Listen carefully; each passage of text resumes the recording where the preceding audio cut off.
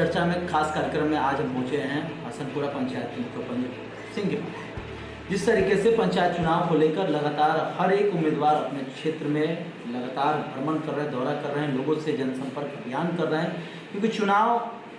अलग अलग तिथि पर निर्धारित है, अलग अलग विधानसभा क्षेत्रों के हिसाब से ही रखा गया है। तो चुनाव पंचायत में कितना हुआ विकास, कार्यक्रम में आज हम बात करेंगे इनसे कि किस तरीके का इन्होंने विकास किया, क्या विकास से लोग संतुष्ट हैं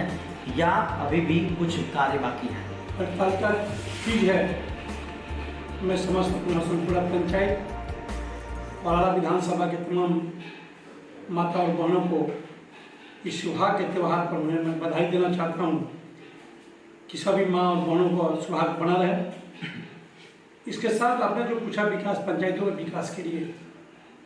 मैं विगत 15 वर्षों से हर बिंदु पे, चाहे किसान का मुद्दा हो, शिक्षा का मुद्दा हो, स्वास्थ्य का मुद्दा हो या लोगों का रोजगार का मुद्दा हो, हर मुद्दे पे हम पंचायत में लोगों के पीछे पहुंचाने का हमने काम किया है। विकास करीब करीब 80% लोगों के पास पहुंच चुकी है, चाहे किसी भी माध्यम से, या आवास के माध्यम हो या मनरेगा की मजदूरी के माध्यम हो या नली गली के माध्यम हो, आवास प्रधानमंत्री आवास के माध्यम हो, करीब करीब हम लोगों ने उसको हर व्यक्ति को, हर लोगों को टच करने की हमने कोशिश किया है। आपने कहा कि 15 साल से आप हैं पंचायत के मुखिया, अभी करीब करीब बात कर रहे हैं, मतलब 15 साल में कुछ अभाव राशि के रह गए। पिछला बार जो 7 पीछे के साथ जो गली बनना था उसमें भी बहुत बना, लेकिन 2 साल जो हमारा कोरोना का जो कार्यकाल रहा है उसमें बहुत बड़ा एक इफेक्ट पड़ा है पंचायत का या देश के विकास में भी इफेक्ट हुआ। इससे पंचायत भी अछूता नहीं रह गया। राशि की अभाव नहीं है। हमारा 2 वर्षों से सष्टम वित्त आयोग की राशि, जो बिहार सरकार की राशि जो हुआ करती थी विकास गली गली के लिए, ये नहीं आ पाया है। ये राशि के अभाव में कुछ अधूरा कार्य रह चुका है। तो ये सब चीज़ है। सरकार से अगर राशि अगर हमें प्राप्त होती तो शायद वो भी हम उस टच करके उसको भी हम विकास पूर्ण कर लिए होंगे। और कहीं ना कुछ तो विकास रह जाता है, बाकी रह जाता है। तो हम लगे हुए हैं कि निरंतर। अभी तो आप निरंतर लगे हुए। एक बात बताइए, अभी आपने जो एक तालाब था, वहाँ तालाब के पास एक नेम प्लेट लगा हुआ था, उसको तोड़ ताड़ दिया गया है, क्या वजह है? क्योंकि जिस तरीके से पंचायत चुनाव है, सरगर्मी राजनीति में तेज है। कभी किसी प्रतिनिधि को धमकी दिया जाता है, कभी किसी का होर्डिंग तोड़ा जाता है, कभी किसी का बैनर तोड़ा जाता है, कभी किसी पोस्टर को खराब किया जाता है। तो आपके क्षेत्र में जो छठ घाट बनाया जा रहा है, बहुत बड़ा तालाब है, निर्माण होने के बाद वहाँ पर जो नेम प्लेट लगा था उसको पूरी तरीके से तोड़ दिया गया। तो क्या यह एक स्वच्छ राजनीति का उदाहरण है या कुछ असामाजिक तत्वों के द्वारा इस तरीके, या जो भी चुनाव में खड़े उनके द्वारा? ये छठ घाट के जो हम निर्माण अपने स्तर से मनरेगा कराने के जो काम किया है, ये सरकार की स्कीम है और बहुत से उसमें भाग भी बाकी रह गया है। हम उस छठ घाट का एक मॉडल छठ घाट के रूप में डेवलप करना हम चाहते थे, लेकिन हमें भी कल सूचना मिली कि रात में असामाजिक तत्वों के द्वारा दारू पीकर, जो अभी मैं किसी पे आरोप मैं नहीं लगाता हूँ कि किसी व्यक्ति के द्वारा दिया गया हो, या इस गाँव का माहौल बिगाड़ने का काम, पंचायत में माहौल बिगाड़ने का काम असामाजिक तत्व कर रहे हैं। वोट को क्षतिग्रस्त करना, लोगों घूम के गाली देना, लोगों को डराना और धमकाना अभी से हमारे पंचायत में जारी है। आज तक, इससे पूर्व हमने 4 चुनाव लड़ा, आज तक इस तरह का कोई भी प्रत्याशी, चाहे हम हों या हमारे पूर्व मुखिया रामलाल जी थे या सुभाष यादव जी पिपलिया लड़े या संतोष जी चुनाव लड़े मेरे खिलाफ में, तो इस तरह का धमकी और इस तरह का लोगों को डराना और धमकाना कभी नहीं रहा है, न किसी बोर्ड का क्षतिग्रस्त। इसके लिए एक बात बताइए, इसके लिए आप प्रशासनिक अधिकारियों को इस बात को अवगत कराएंगे? क्योंकि जिस तरीके से आपने कहा कि लोग खुलकर इस तरीके से अपशब्द का इस्तेमाल कर रहे हैं या खुलेआम इस तरीके का जो कार्य कर रहे हैं, तो चुनाव में तो हो सकता है कि इसे भी भयानक स्वरूप देखने को मिले। सबसे बड़ा चीज़ है कि हम इसे जो भी माहौल जो बनाया जा रहा है,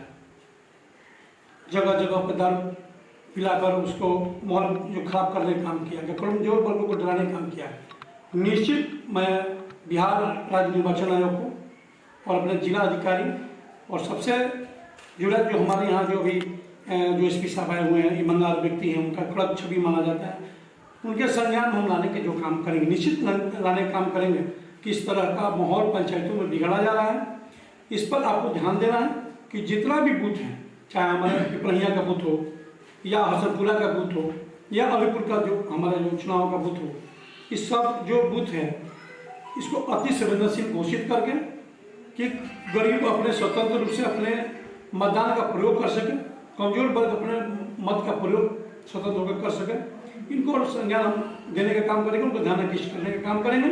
कि वैसे असामाजिक तत्वों को चिन्हित कर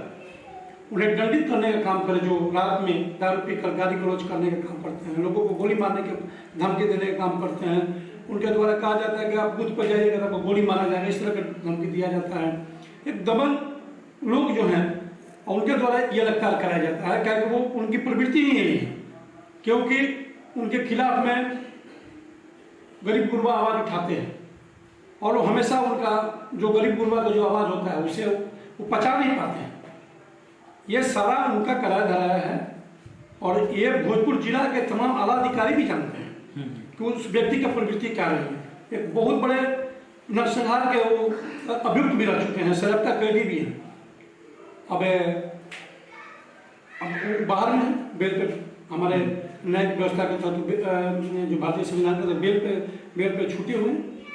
वैसे व्यक्तियों के द्वारा गांव का पंचायत का माहौल खराब करने का काम किया जा रहा है। हम निश्चित चाहेंगे अपने जिला अधिकारी महोदय से, हम एसपी साहब से चाहेंगे और बिहार निर्वाचन आयोग से चाहेंगे कि ऐसे व्यक्तियों को चिन्हित कर उन्हें पुनः जेल में डालने का काम करे कि ताकि गांव का और पंचायत का माहौल बिगड़े नहीं और शांतिपूर्ण ढंग से पंचायत में चुनाव हो सके और मतदान कर सके। इस बार पंचायत चुनाव में सबसे ज्यादा अहम मुद्दा क्या होगा, क्योंकि जिस तरीके से कोरोना महामारी में सबसे ज्यादा एक मुद्दा देखने को मिला लोगों के पास का रोजगार चले जाना, क्योंकि जिस तरीके से लॉकडाउन हुआ और इस वर्ष भी लॉकडाउन की स्थिति देखने को मिला, कई जो का बाहर में काम करते थे रोजमर्रा जिंदगी जीने वाले अभी भी लोगों के जीवन पटरी पर उस तरीके से नहीं आया है, तो क्या उसके लिए कुछ खास तरीके का कोई व्यवस्था इंतजाम? सबसे बड़ा चीज़ है कि मनरेगा के तहत जो हमारी कार्य है वैसे मजदूर जो हमारे प्रवासी मजदूर जो हमारे यहाँ जो लौट के आए, अपने धर्मेंद्र बाबू आपसे बहुत दिन से हम जुड़े हुए हैं, आपने देखा है कोरोना काल में हमने किस तरह से काम हमने किया है जी। रात में जो पिछले कोरोना काल में जो बाहर से लोग आते थे उनकी रहने की सुविधा, जो बाहर से आते थे वो ट्रेन से नहीं उतरते थे, उनका आने की सुविधा, उनको ठहराने की सुविधा और दिन रात, यह नहीं कि मतलब रात में भी अगर 11-12 बजे 2 बजे रात तक अगर लोग फोन करते थे तो उनको आने जाने की सुविधा हम लोग करते थे और निरंतर उन लोगों के परिवार में और उन लोगों के परिवार के बारे में हमने सोचने का काम किया है। हर बिंदु पे हम सोचते हैं और किसी भी समय, चाहे रात हो या अभी नहीं कि चुनाव के समय, कभी भी उनके द्वारा मेरे दरवाजे तक अगर उनकी आवाज़ पहुंचती है तो उनके पास हम जरूर पूछते हैं और उनको निश्चित उनके घर में हमारे पंचायत में कहीं भूखमरी नहीं रही और न ही लोगों को भूख से हम मरने दिए और न ही कोरोना का कोई प्रभाव उनके ऊपर पड़ा। सब लोग सुरक्षित हैं और सब लोग आज समृद्धि और अपनी जिंदगी जी रहे हैं और कमा रहे हैं, खा रहे हैं। आखिरी सवाल, अपने क्षेत्र की जनता से क्या अपील करेंगे? चुनाव काफ़ी नज़दीक है, कई लोग आएंगे चुनाव में जाएंगे, लेकिन अपने क्षेत्र की जनता को क्या अपील करेंगे? हम अपने हसनपुरा पंचायत के तमाम मतदाता बहन और भाइयों से यही आग्रह करेंगे, आपने हम पर 15 वर्षों से आपने विश्वास किया है तो आप हमारे ऊपर जो विश्वास कायम रखिए। जो कोई व्यक्ति इस विकास से अभी तक वंचित है, विश्वास रखें, उनके पास हम निश्चित उनके पास पहुंचेंगे, मेरा विकास निश्चित पहुंचेगा, क्योंकि कुछ सरकारी बाध्यता के तहत, सरकारी कार्य के तहत जो हमारा प्रधानमंत्री आवास योजना जो था, जो इससे गरीब 5 वर्ष वंचित रह गए हैं, आज सूची और उसका पूरा निर्धारण हो चुका है, जॉब कार्ड खुल चुका है, रजिस्ट्रेशन करा चुके हैं और भारत सरकार और बिहार सरकार जब उस पर राशि डाले वो आपके खाते तक पहुंचेगी, वो सारे उसका कार्य पूर्ण हम कर चुके हैं। मैं अपने मतदाताओं से यही अपील करूंगा कि आप भरोसा करें, विश्वास करें। आपका जो पंचायत के मुखिया है कभी आपका भरोसा को और विश्वास को तोड़ने का काम नहीं करेगा, निरंतर आपकी सेवा में लगा रहेगा। अगर हमने अच्छे ढंग से आपके बीच में रहे हैं, आपके लिए काम किया है, तो निश्चित हम जानते हैं कि उसका मजदूरी हमारा मतदाता देने का काम करेंगे। यही हमारा आग्रह होगा कि आप पुनः एक बार हम पर विश्वास करें। आपके विश्वास को हम तोड़ने का काम नहीं करेंगे, हम सबको दिल को जोड़ने का काम करते हैं और निश्चित ही आपके दिलों तक पहुंचने का काम करेंगे और आपका दिल जोड़ने का काम करेंगे।